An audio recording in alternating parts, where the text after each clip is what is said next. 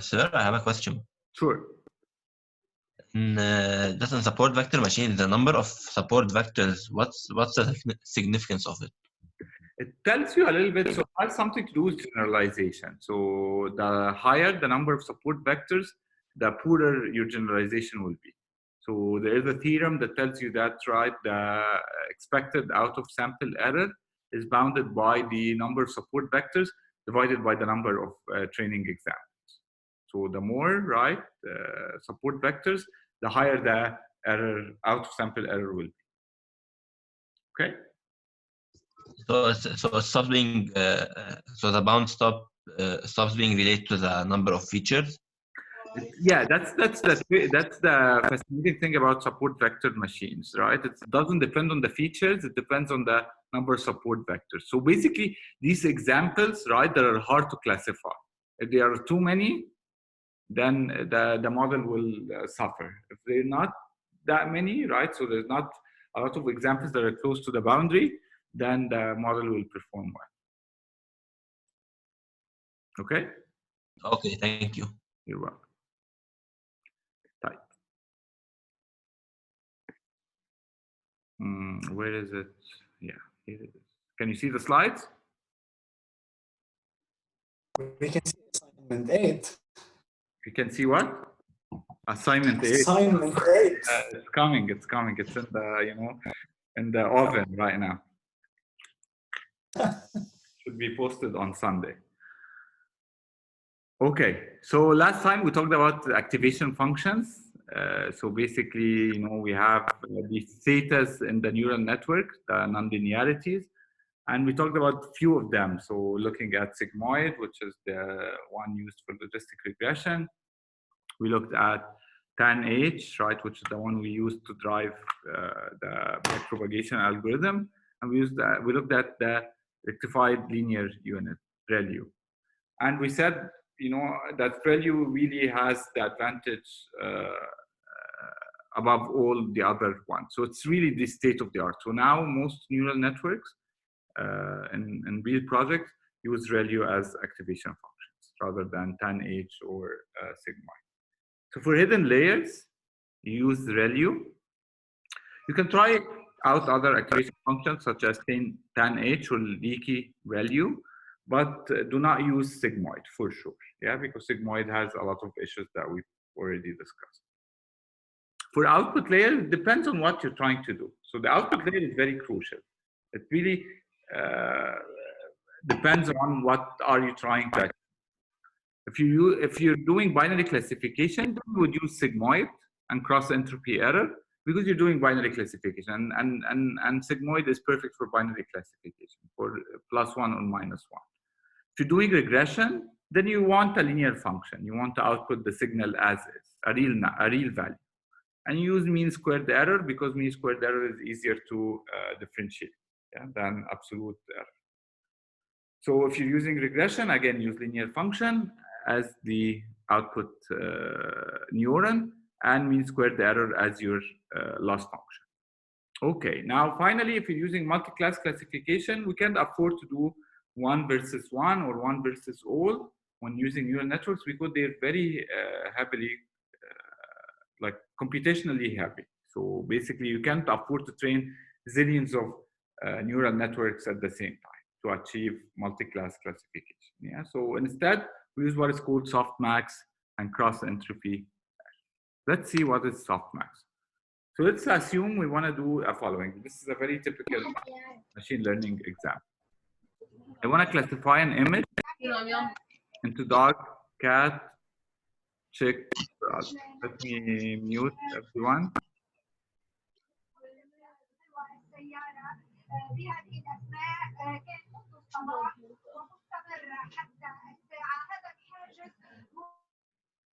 Okay.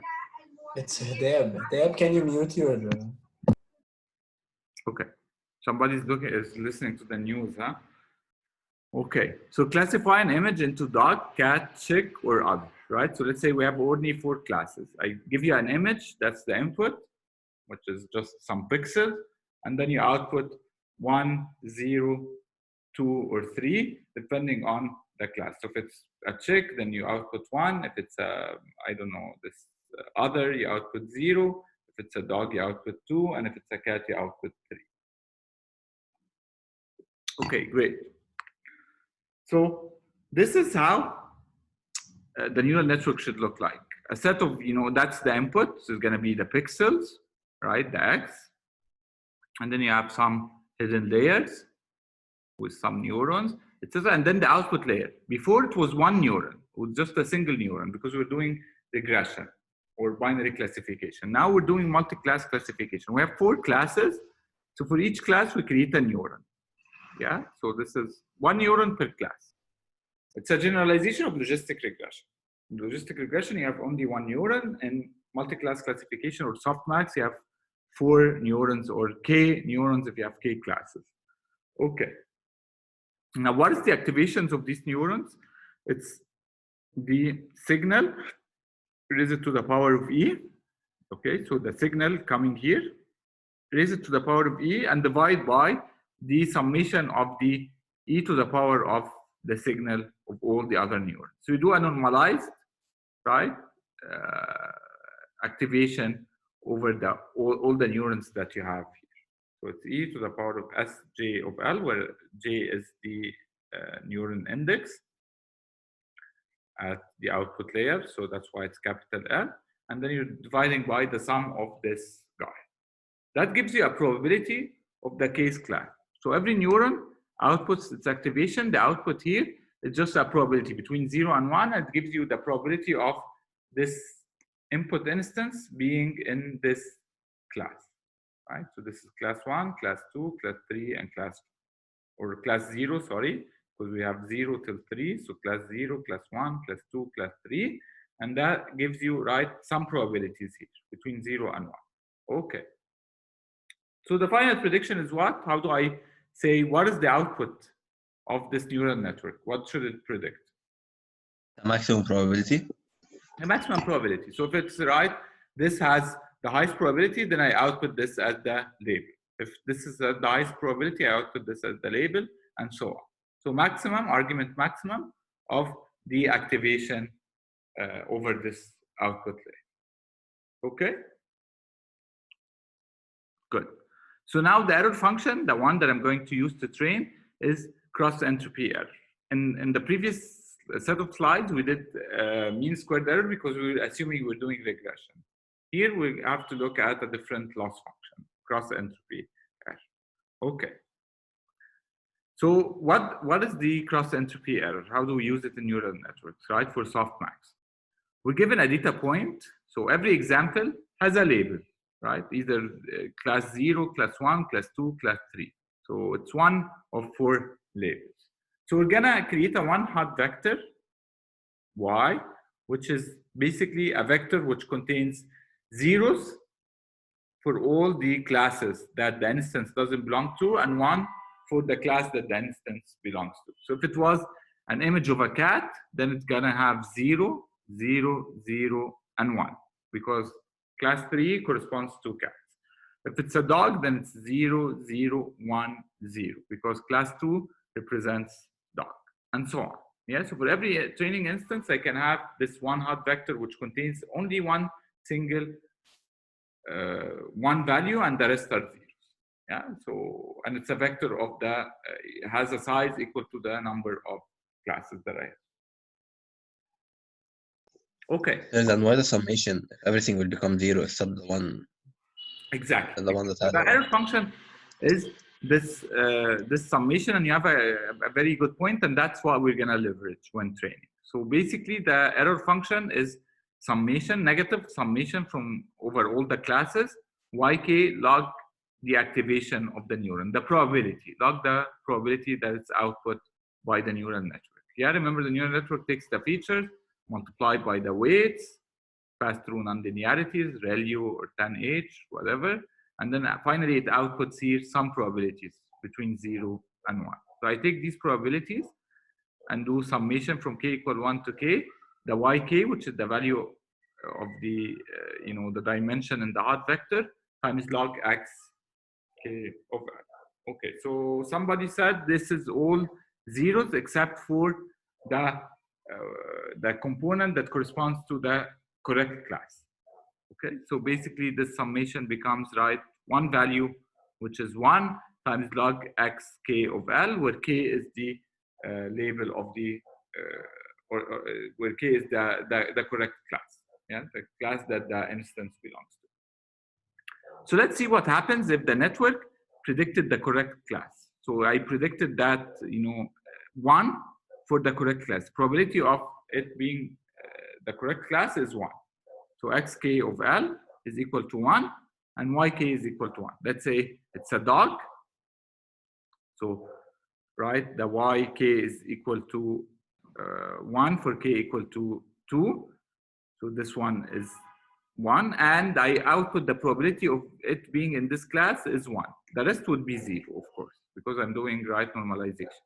So it's going to be 0, 0, 0, and then here a probability of, okay? So let's see what happens to this formula. What happens to this formula?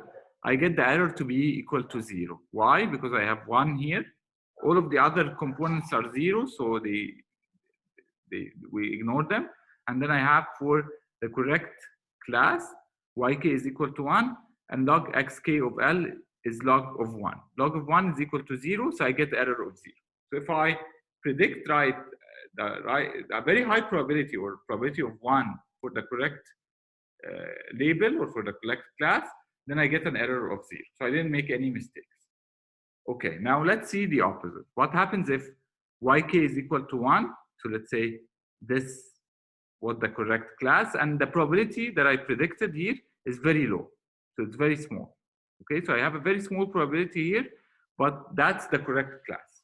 So what happens? The error will be very large. Why? Because I have yk is equal to 1 times log xk of L. Log xk of L is log of a very small value. That's a very large negative number. So basically it's a very small number, but in the negative. So it's a large in magnitude, but it has a negative sign. Negative sign times this negative becomes a very large positive value. So I make a large error. So that's why I would need to update the weights to kind of reduce this error. Okay? So this is the intuition behind the softmax error function. Questions? I can take questions at this point. No, it's clear? Okay. I still don't see why the summation is used. Why the summation is used? Because I want a general error function that depends on all the labels, all the probabilities. Yeah. So I'm outputting few things here. So it's just to make it a general form. It boils down to yes, being right for one per instance. It depends only on the component corresponding to the correct label. Yeah, but in general, right, if you have n training examples, each one has a separate class, then this formula will work for all of them. So it's a general form. Is it clear now? Yes, sir. Thank you. You're welcome. Okay, other questions? Good. So before we move on, now again, right, if you're doing multi-class classification, you use, right, so you have, in the library, you set your loss function to like cross entropy error, and you know that your final layer would be a softmax layer, so you have a number of neurons. You set the number of neurons equal to the number of classes that you have. Yeah, that's how it works. And how do you get the activation of the neurons? You get them using this formula. So this is something that you need to be able to do in when training a neural network using some of the libraries out there. Okay. Good. Now we're going to talk about regularization. Yes. Sir, go ahead. When you say that you are making a neuron for every class, yeah, you actually mean that it's like a neurons, like مثل ما كنا شفناهم قبل بال like last lecture. كانوا set of neurons that are connected in some weird ways, and then we don't actually know what's in the middle. Yeah. Each time we update the weights. Let me show you how it looks like. Yeah, so go here. All right.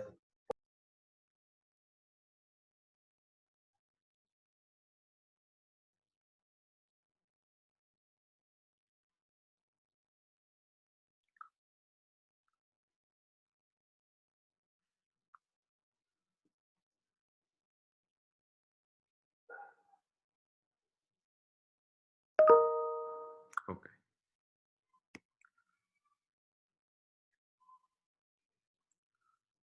So this is the neural network before.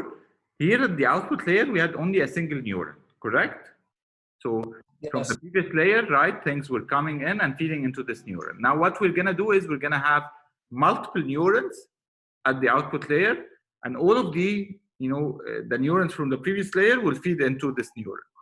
Okay, so they have K neurons corresponding to K classes, and these would be feeding into those neurons if you're doing a fully connected neural network, yeah, which is what we're assuming right now. Clear now? Yes, sir. Thank you. You're welcome. Okay. So regularization. Why do we need regularization?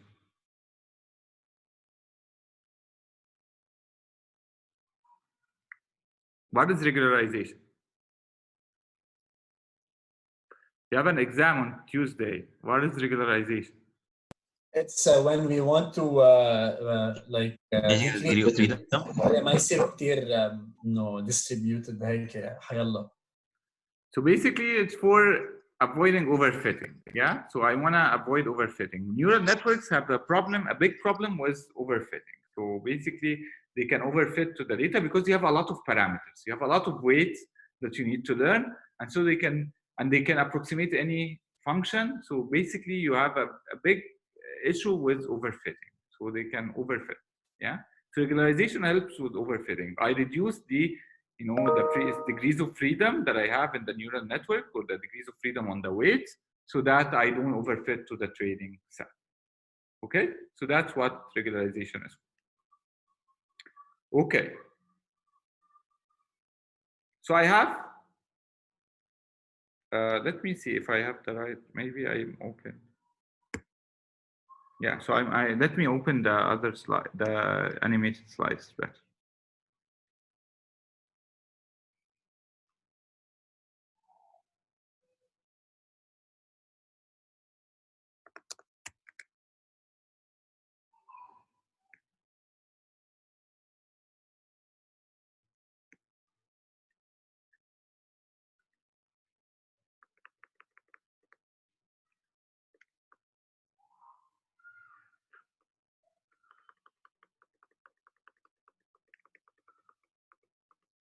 Okay. So we're gonna use, for regularization, we could do weight decay like we did with with linear regression, for instance. So what is weight decay? Is basically you say, okay, instead of minimizing the ensample error over the weights, I'm gonna minimize the ensample error and summation of the weights squared. Summation over what? I have so many weights. Right, based on I, J, and L, where L is the layer, I is the input, and J is the output. So I have these weights. So I'm going to minimize the ensample error plus alpha or lambda over n times this summation over all the weights. So I reduce, right, the degrees of freedom. I make sure that the weights do not, are not very high. Yeah. So this is a way of regularization. Restricting the weights. Instead of setting them to any value, I set them to small values. I prefer small values. Yeah, that's a form of regularization. Okay. So I'm going to use gradient descent to minimize this loss function, this regularized loss function. Okay, so I have the ingredient. Why is it called L2? L2 because you're using the weight square. Yeah. If okay. you're using absolute the weight, then it will be L1. Okay, sir. All right. So I have the gradient descent Wij is equal to the old weight minus eta, the partial derivative of the loss function by the weight. So that's how I update the weight, right? I update it by taking, a step along the steepest slope or the gradient. الماث اللي عنا اياه هون basically we want to minimize the range اللي فيه يتغير فيه W, right? Yes, exactly. Okay. So now WI Eta is the learning rate. now Eta is the learning rate, we said. the learning rate, yes. Okay, so how do I differentiate this? The previous one, right? This we know is the end sample error of W was xi of L minus 1 delta J of L. This is we've already derived in the previous lecture. So assuming that we're doing right, we're not assuming that, right? Not assuming anything. Yeah, basically this is how it is. Yeah, so xi of L minus 1, which is the activation, times the delta J of L. Okay, and then I'm going to differentiate this thing with respect to Wij of L. What happens here if I differentiate this formula, right, this component, with respect to Wij of L? I have 2 Wij of L, right? And the rest, the summation goes away because all of the other things are on other W's. So basically I end up with 2 eta, right, coming from here over lambda coming from here over n Wij of L. What do I do next? I combine. Yeah, I take Wij of L, right, as a common factor. I get 1 minus 2 eta, right, lambda over n Wij of L minus eta xi of L minus 1 delta J of L. Okay, you don't have to worry about this. All you have to do in the library is say I want to do L2 regularization, and then you will have to set some hyperparameter lambda. That's what you need to do. Yeah. Okay. With no regularizations, if I set lambda to 0, I get the original one. Yeah. So basically, without any regularization. So this is what we've derived the last time. Questions on this? So similar to exactly what we did in linear regression. Yeah, the exact same strategy. Questions? Good. Now, this is a classical technique of regularization. It's not heavily used in neural networks. What is mostly used is, or most popular, is this thing called dropout. Yes, it's a regularization technique. It's very simple, yet very effective. So in each gradient descent iteration, I randomly ignore or kill some neurons. So what does this mean? Here's the neural network, right? It's a fully connected neural network. Here I have only binary classification, let's say, so one single neuron at the output. What I'm going to do is that every iteration of gradient descent, so remember gradient descent is going over, you know, a single example and just updating the weights using this formula. Yeah. So what I'm going to do is Sir, you are lagging. Sorry, am I okay? Now it's better. What can you see, Rodrigo? No, your voice we can see clearly, but can you just repeat this slide? Yeah. Okay. So dropout. It's a very popular technique for doing regularization in neural networks. What happens is the following. Here is the fully connected neural network, right? It contains, right, basically a set of neurons, so some hidden layers, and then they feed into one single neuron because I'm doing, let's say, binary classification. All right? Now, what I'm going to do is I'm going to, in every iteration of gradient descent, so this is what I mean by an iteration of gradient descent. Right? I update the weight based on the old weight minus eta times the gradient. I'm going to do the following. I'm going to kill some neurons. So do not update all the weights, update only certain weights. And I do this randomly. So I go and say, kill some neurons and their connections and keep only these ones. So only the ones that I show here in the right-hand side. So only these weights get updated. The rest of the weights stay the same. Okay? Is there like a maximum limit per layer for neurons that we can kill? So you have a probability. So we use this, it's a probabilistic approach. So you use a probability to say which neurons get killed and how many of them. Okay? Okay. Okay. Note that the neurons dropped are different, right? Dropped out are different in each iteration. So every time I do an iteration of gradient descent, I update different weights. So not the same weights gets updated all the time. It's different weights every iteration. Very simple idea.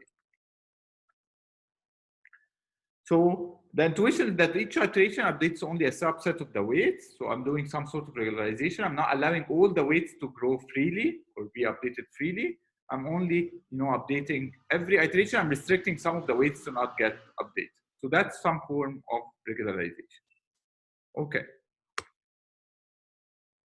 During test time, so finally, once I've trained the neural network, let's say for 10 epochs or 100 epochs, I have set the weights. I use of course, all of the weights to, do a prediction. So I use all of the weights, pass them through the neural network until I get the final prediction. Yeah, so don't try to do any dropout during test time or during prediction time.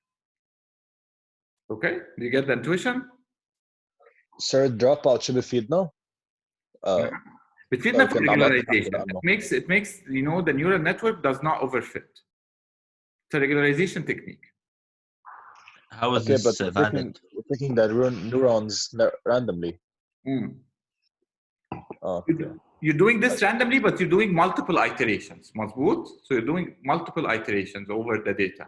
So every time you're updating different weights, but you're not allowing the network to update all the weights, at the same time, and so it can overfit to the data. You're saying, okay, some weights are not going to be updated, so I wouldn't be able to overfit to the data anymore because I don't have the freedom of setting these weights to, a different value so that I overfit to that training.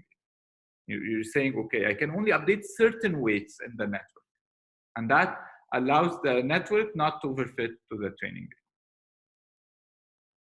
مفهوم؟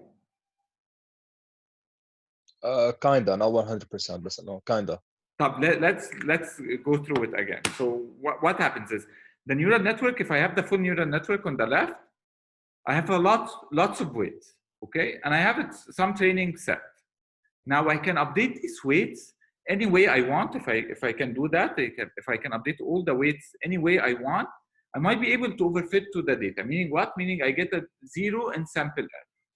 Yeah, so I really perfectly predict, the correct labels for the training data. But then I perform very poorly out of sample. So if I have new data, I do very bad because the training, the weights are set based on the training exam. Yeah, they're perfectly set based on the training exam. So now what I'm doing with dropout. With dropout, I say, okay, every iteration, every time I'm training, so in every iteration of the gradient descent, do not update some of the weights. Ideally, the neural network is eager to update all the weights so that it overfits to the training data.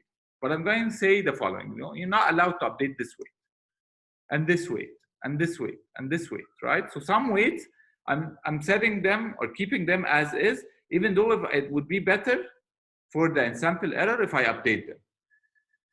And that's how it works, right? So dropout says the following, right? I restrict the freedom of some of the weights, and in every iteration I change this. So some weights gets updated in this iteration, the next iteration some other weights gets updated, and overall when I finish training, then I have done some sort of regularization. So I wouldn't get an in-sample error of 0, of course, because I'm not freely updating the weights as I wish, but overall when I do out of sample error, it gets more.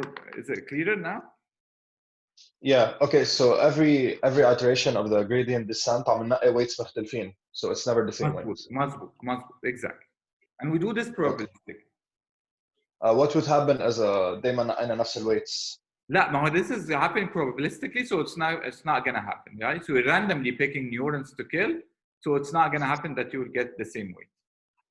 Yeah, قصدي hypothetically إذا نحن قلنا له إنه to pick the same weights, what will happen with the model? Basically, then it will perform really bad, right? Because you're not allowing the neural network to update some of the weights overall. Yeah, so it's gonna perform really bad. It's as if you have a reduced neural network. You're saying, okay, some of the weights or some of the neurons you're ignoring every time. So basically you have a smaller network. So it has a higher bias. Yeah. Okay. Okay, thank you. You're welcome. Professor, we still have 4 minutes, okay? Yeah, thank you. So we'll finish this and then we'll start again and after this slide. Okay, so how do I, kill neurons while training? So there is something called the dropout rate. It's a hyperparameter, right? Which is the probability of dropping out a neuron. So sometimes referred to as key probability instant. So usually have a dropout rate of 20%. So empirically, right, the dropout rate of 20% works well in practice. Meaning what? Meaning that for every neuron, you have an 80% chance of keeping it. In every iteration of gradient descent, you have an 80% chance for every neuron, you have an 80% chance of keeping the neuron and 20% chance of killing it. And that's probabilistic. So it happens probabilistically. So you end up really killing some neurons in every iteration that is different from the next iteration. You can also set it differently for different layers. So what happens is for more dense layers, you have higher dropout rate. So if you have a very dense layer with so many neurons, you have so many ways. Yeah. So you can set the dropout rate to be higher for dense layers and lower for less dense layers. And it's typically applied only for deep hidden layers. Meaning what? The input layer, you don't want to kill neurons, you want to kill features in the input layers. You want to use all the features, and in the output layers, of course, you also want to use all the neurons. You want to make sure that you use all the neurons. You do it only for hidden layers.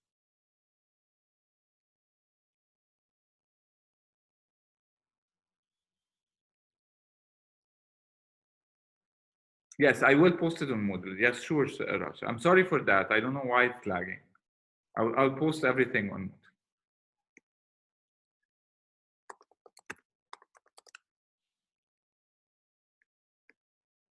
Moodle. Okay. So we'll stop here and then continue, and I'll start the meeting again. Yeah.